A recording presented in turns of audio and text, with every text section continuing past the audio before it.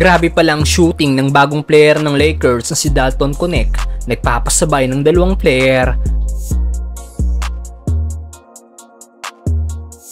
Maging si LeBron ay matagal nang bilib sa laro ng kanilang rookie.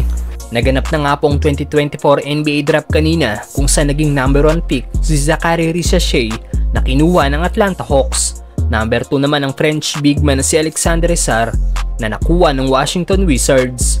Napili naman bilang number 9 pick ng Memphis Grizzlies ang big man na si Zach Edey, at para sa Lakers na may 17 pick, pinili nga po ng team ang Tennessee 6'6" shooting guard na si Dalton Knecht. Masayang-masaya nga po ang Lakers sa pagkakakuha nila sa nasabing rookie na ayon sa Lakers GM na si Rob Pelinka, SEC Player of the Year, isang 3-level scorer daw si Dalton.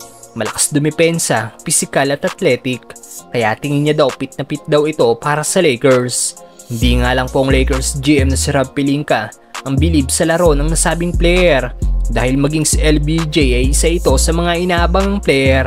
Dahil sa interview ni LeBron noong April, sinabi ng all-time scoring leader na kaya daw sila nanood ng Purdue versus Tennessee game ay dahil kina Zach Edey at Dalton Knecht. He's a great player. We watched that Purdue-Tennessee game because of Zach Edey and Knecht. Nangangahulugan lang ito na masedi ng 4-time season MVP sa napili ng Lakers. Ayon nga po sa isang analyst, nakakuha daw ng isa sa best steal sa NBA draft ang Lake Show. Matindi nga po ang naging last season ni Dalton Knecht sa kanyang team na Tennessee, dahil nag-average nga po ito ng 21.7 points, 4.9 rebounds at 1.8 assists per game, shooting 39.7% sa 3-point area. At siya rin ang nanalo bilang Player of the Year sa SEC Conference. Kaya talagang maraming Lakers fans ang tuwang-tuwa at sumang-ayon sa pagkakakuha ng team kay Dalton Knecht. Ayon nga sa isang fans, finally daw may knockdown shooter na daw ang Lakers.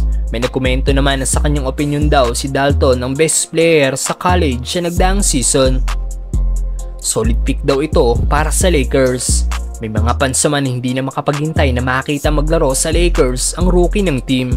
Ano masasabi nyo dito mga brother? All over defensively. Look at this handle.